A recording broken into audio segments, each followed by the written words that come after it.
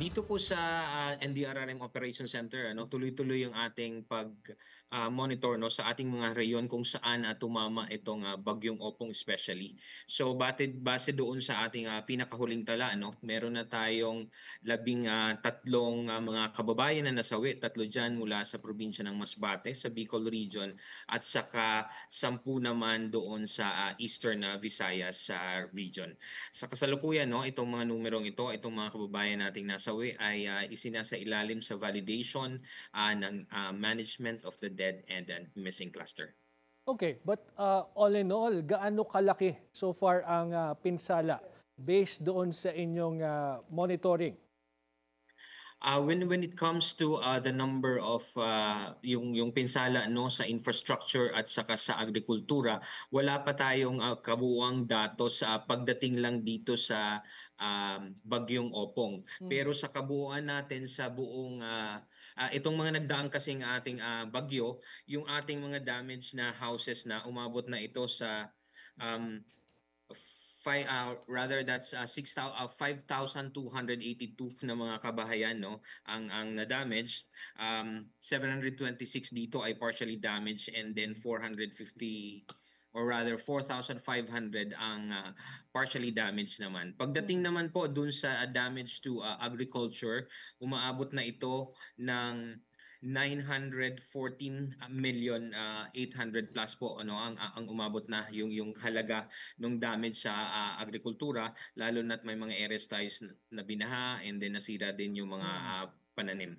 Pagdating naman po sa ating infrastructure, yung pa po ang ating sa ngayon, ito ay ating tinitingnan.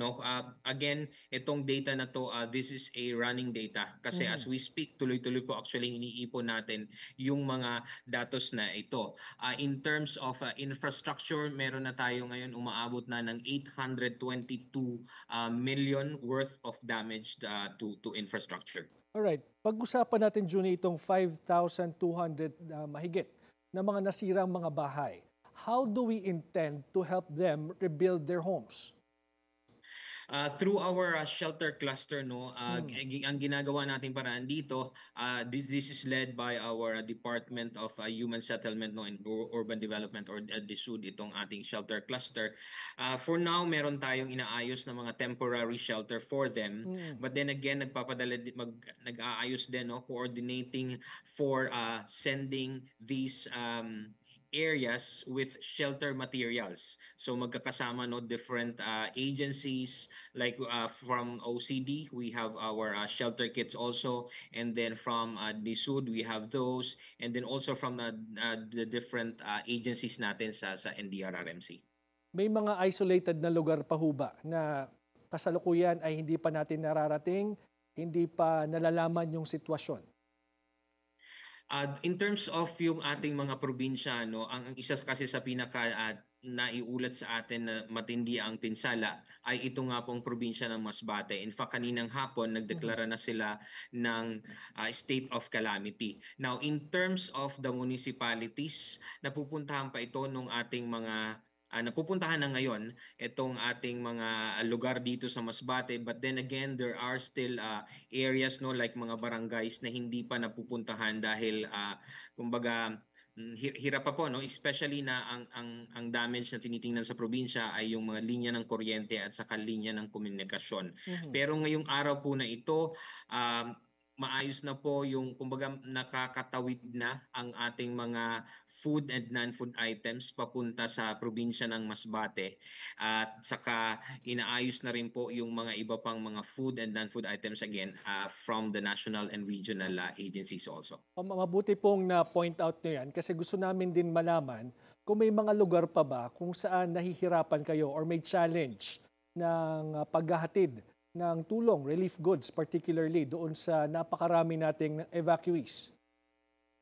Doon naman sa ating mga evacuees no, sa evacuation center, dahil nakapag-preposition tayo ng mga food and non-food items doon sa mga lugar na ito, hindi pa humihingi ng tulong yung ating mga evacuation centers. But then again, because these stockpile po no, itong mga naka-preposition ay nagagamit na, kaya po nagpapadala na tayo ng mag-augmentation for replenishment nito. In terms naman doon sa kung nararating itong mga areas na to, ongoing din po yung debris clearing nung ating debris clearing cluster led by the DPWH and then yung ating mga local government units. So inaayos po ito. Pero as we speak, tuloy-tuloy pa rin ito that there are areas na hindi pa po tapos yung debris clearing sa mga lugar na iyon, especially yung mga geographically isolated and disadvantaged areas natin ng mga barangay. Juni, quickly, bago kita pakawalan, apart from Masbate, may ibang lugar pa ba na nag-declare ng state of calamity? As of now, no, that's the only information I have at the moment. But we're also looking at titingnan natin if there will be areas also in Eastern Visayas or in Mimaropa who might declare also a state of calamity. But as of this moment, the resolution that we got no is just this resolution from the Sangguniang Panlalawigan of Masbate. Okay, maraming salamat. Juni Castillo, spokesperson of the Office of Civil Defense.